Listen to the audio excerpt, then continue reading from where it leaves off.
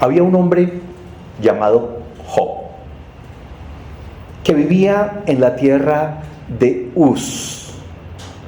Era un hombre intachable, de absoluta integridad, que tenía temor de Dios y se mantenía apartado del mal. Un día, los miembros de la corte celestial llegaron nuevamente para presentarse delante del Señor. Y el acusador, Satanás, vino con ellos. El Señor le preguntó: ¿de dónde vienes? Satanás contestó al Señor: he estado recorriendo la tierra, observando todo lo que ocurre. Entonces el Señor le preguntó a Satanás: ¿te has fijado en mi siervo Job? Es el mejor hombre en toda la tierra. Es un hombre intachable y de absoluta integridad. Tiene temor de Dios y se mantiene apartado del mal. Además, ha conservado su integridad a pesar de que tú me incitaste a que le hiciera daño sin ningún motivo. Satanás respondió al Señor: piel por piel. Cualquier hombre renunciaría a todo lo que tiene para salvar su vida. Así que extiende tu mano y quítale la salud. Ten por seguro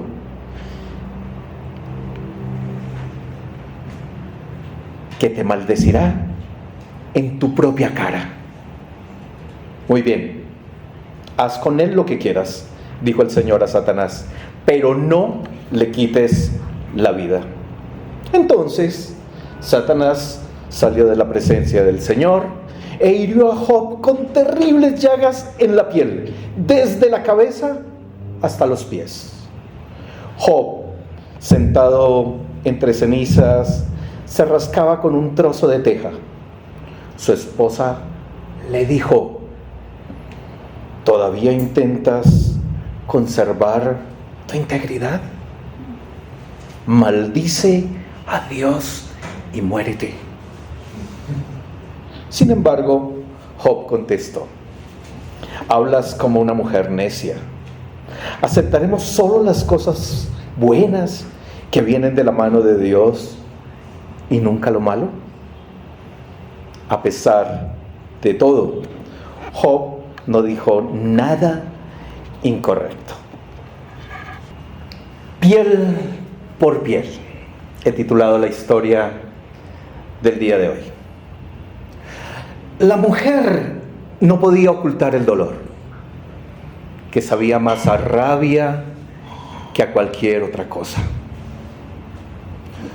Su mirada lastimera se posó sobre su propio esposo, que era una cosa llena de llagas purulentas, un simple despojo humano.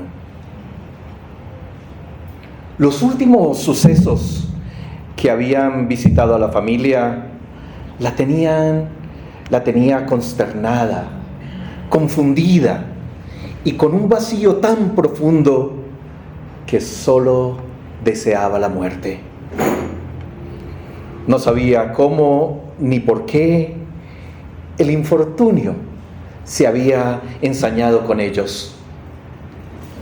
Era una mujer recia, de carácter fuerte, de esas que no tienen pelos en la lengua y que le dicen sus 4 verdades a quien tengan que decírselo, aunque sea a Dios mismo. Se acercó a su esposo con un cuenco lleno de agua en una mano y en la otra ungüentos de especias para desinfectar y aliviar el dolor de las llagas que le producían no solo a su cuerpo, pero mucho más a su alma. Ajustó su tapabocas. El olor era fétido, nauseabundo. Se controló lo más que pudo para no trasbocar, y mientras pasaba el hisopo por la carne viva, las lágrimas rodaban por su rostro sin poder ser controladas. Se mezclaban incluso con la otra agua que intentaba desinfectar la piel putrefacta. Se mordió los labios para no gritar. Cambió el pedazo de teja con que se rascaba su marido, el sarpullido que le tenía invadido todo el cuerpo. Quiso estar más tiempo junto a él, pero las fuerzas no la respaldaban. Además, romper el silencio era casi que imposible. Se incorporó y, sin decir nada, vencida por el dolor, se encaminó hacia su lujosa casa, que ya no tenía ningún sentido para ella. Mientras caminaba, la pregunta que le asaltaba de forma obsesiva era: ¿y por qué nos tenía que pasar justo a nosotros? Esto no se lo deseo ni a nuestro peor enemigo. Entró a la casa y se quebró por completo. Cayó boca abajo, tendida totalmente en el piso. La soledad era pasmosa, aterradora. Hasta los últimos esclavos, asustados, habían huido, pues se había difundido el chisme de que una maldición se había apoderado de sus amos y que si no escapaban, también ellos morirían. Quiso que la tierra se abriera y se la devorara. No tuvo conciencia de cuánto tiempo estuvo allí tirada mientras su mente cavilaba en el recuerdo de sus hijos difuntos que habían muerto de forma trágica y que apenas pedazos pudieron rescatar de los escombros para ser llevados a la tumba familiar. Era una mezcla de recuerdos de la infancia, de las travesuras de la adolescencia, de las primeras locuras de la juventud y la cantidad de vida que emanaba y se desplegaba de cada uno de ellos. Y ahora, en un abrir y cerrar de ojos, todos estaban muertos bajo los escombros. ¿Será un sueño?, se preguntaba. ¿Una pesadilla de la cual hay que despertar ya? ¿O es la dura y triste realidad? Mis hijos amados, ya no están. Un aguijón punzó su corazón al recordar las palabras de la persona que vino a traerle las malas noticias del infortunio a Job.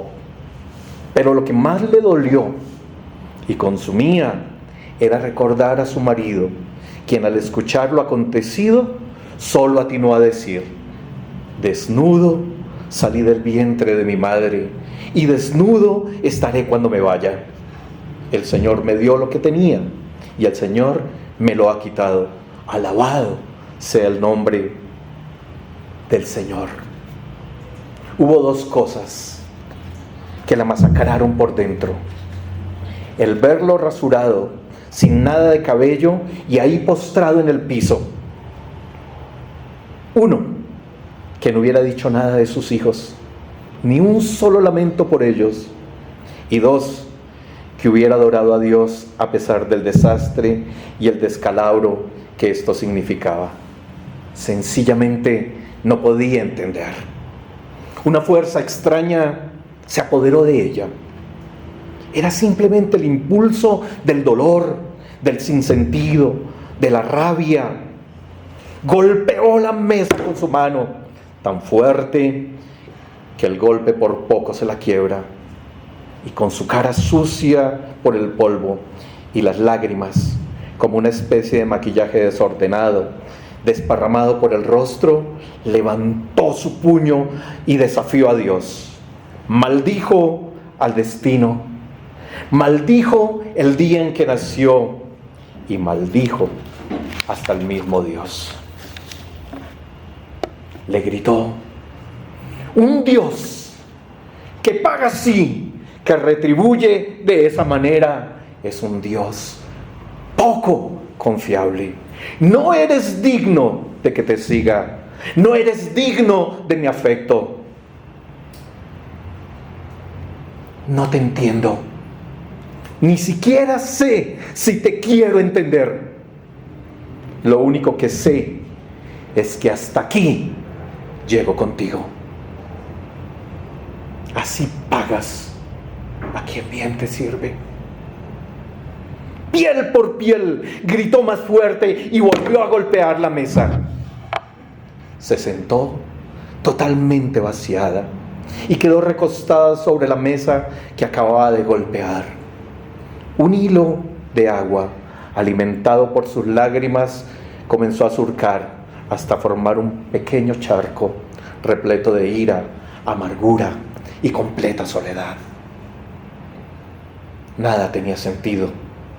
Después de un largo tiempo, se incorporó. Deseó la muerte con todas sus entrañas y se encaminó hacia el lugar donde se encontraba su esposo tirado, indefenso y moribundo. Tomó un puñal y lo escondió bajo su túnica.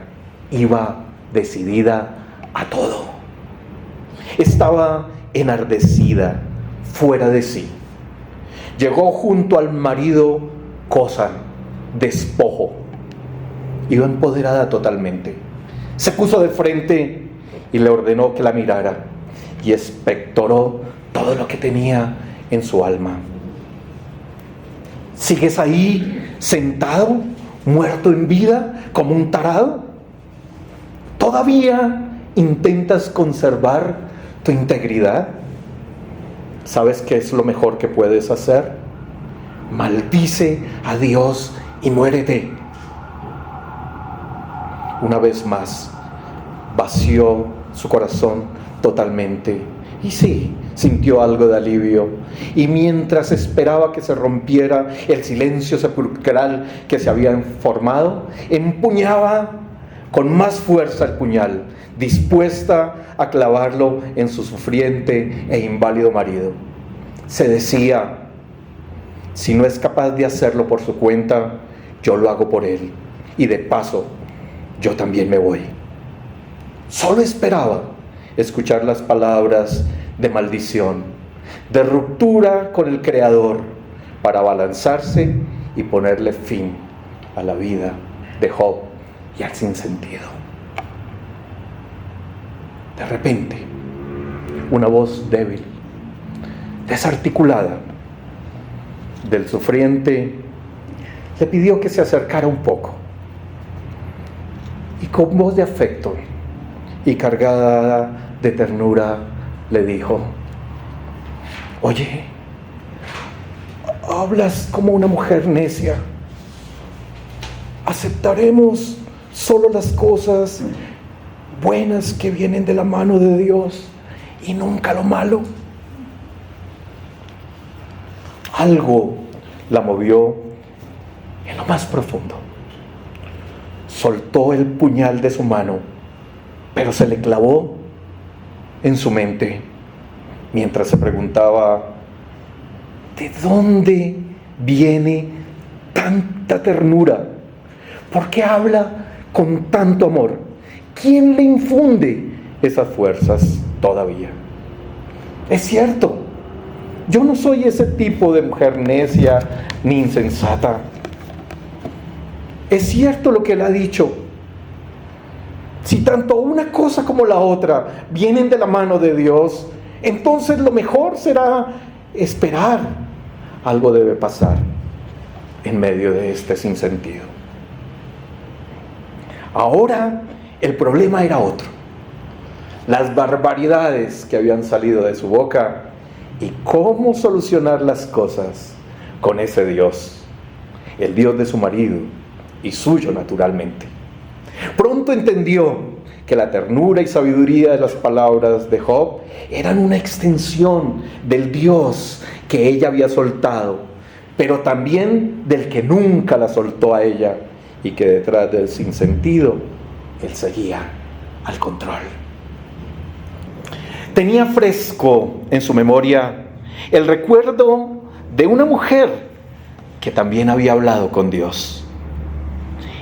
Esta había justificado sus acciones y motivaciones cuando culpó a la serpiente de todo lo que había pasado y la forma como había sido engañada. Es cierto, no pudo ocultar el miedo, la desnudez, la vulnerabilidad de su nueva condición, el dolor que se apoderó de su cuerpo, pero también valoró el continuar con vida, el ser vestida con pieles y túnicas diseñadas y cosidas por el mismo Padre Celestial. Se reconoció en ella, a pesar de que Dios no la había, o al pensar que Dios no la había rechazado ni abandonado, a pesar de lo trágica que fue aquella escena de la naciente humanidad. Recordó también que en esa historia se le había dicho a la mujer que de su descendencia nacería alguno que un día golpearía la cabeza de la serpiente, y de esa manera dejó a la mujer con la esperanza completamente abierta en la historia, reivindicada y a la expectativa. Pensó mucho en esa promesa y la asoció con una frase que continuamente le escuchaba a su marido en sus mejores épocas. Él solía decir: yo sé que mi Redentor vive y un día por fin estará sobre la tierra. Ni su marido ni ella habían visto ese cumplimiento, así que se aferró a esas palabras y decidió pedir perdón a su Dios, implorar restauración y continuar con la vida.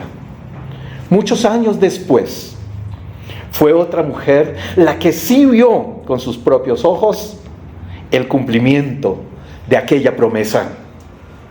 Ella sufría el vejamen del dolor, del sufrimiento, del mal, más aún que el de la propia mujer de Job.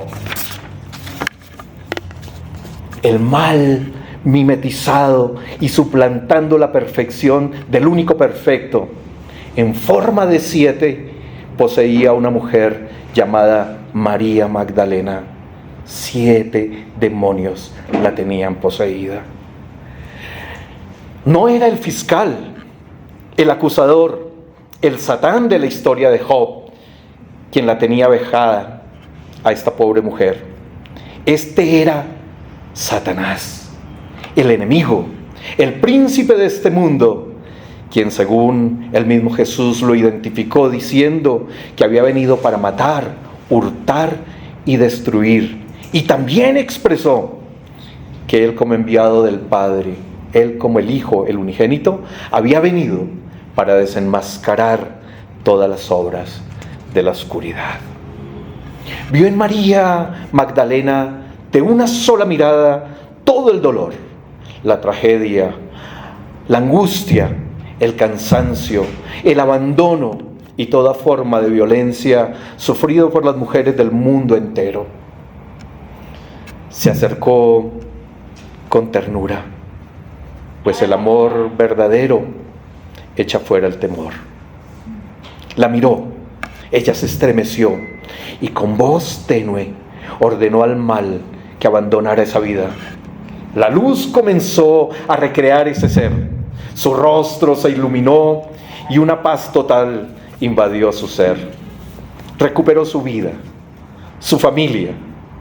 Cuando se despidió del maestro y volvió a casa, todos la miraban, comentaban: está diferente, ¿qué le habrá pasado? Pero ninguno se atrevía a preguntar. Ella notó la sorpresa y con alegría, con voz muy alegre, expresó: Jesús, el Maestro, hizo esto por mí. Ahora estoy libre. Ya el mal no tiene espacio en mi vida. Dios ha vuelto a reinar. Desde ese mismo día se unió a la caravana de Jesús. Se mantuvo con él durante todo su ministerio. Es más, presenció con horror el momento de la cruz. Sufrió el dolor de pensar que su cadáver había sido desaparecido y la sorprendió la voz matutina del resucitado, quien le encomendó la tarea de ir y de anunciar que él estaba vivo.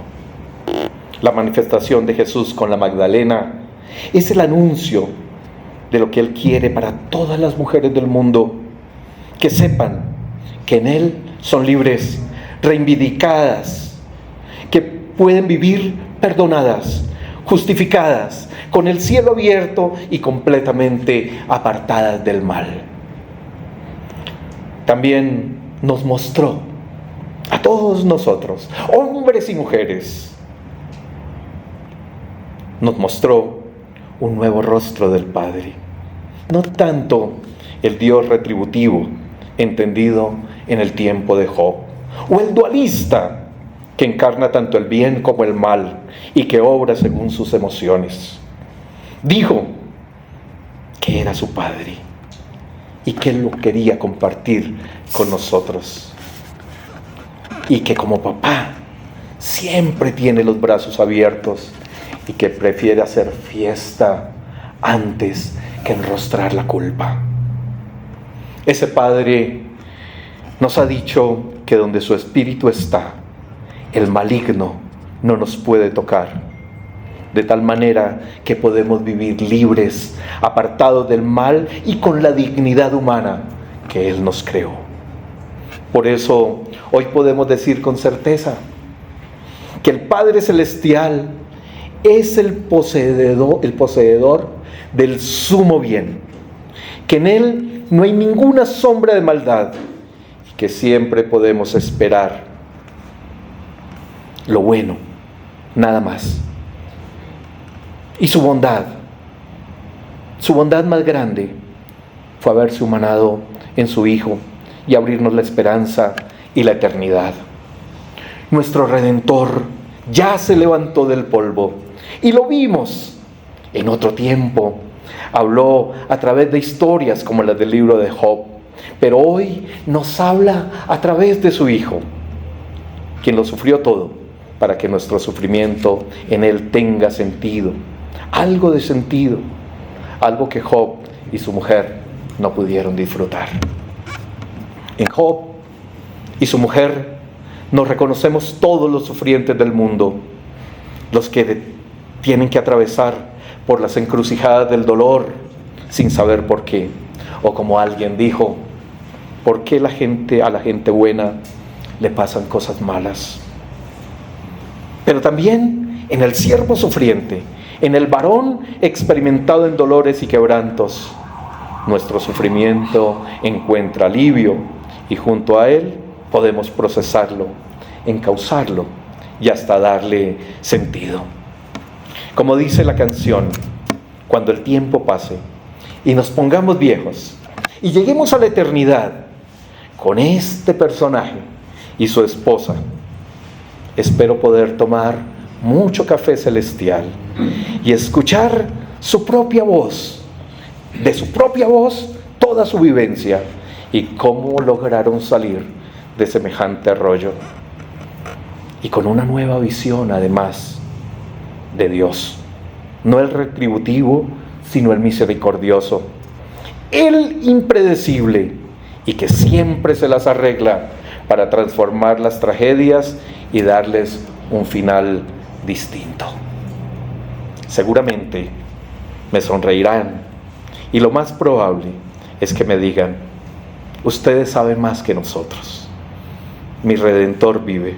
Ustedes lo vieron sobre la tierra y Él tiene todas las respuestas. Invitémoslo al café, que al igual que el vino, también le encanta. Inclinen su rostro, hermanos.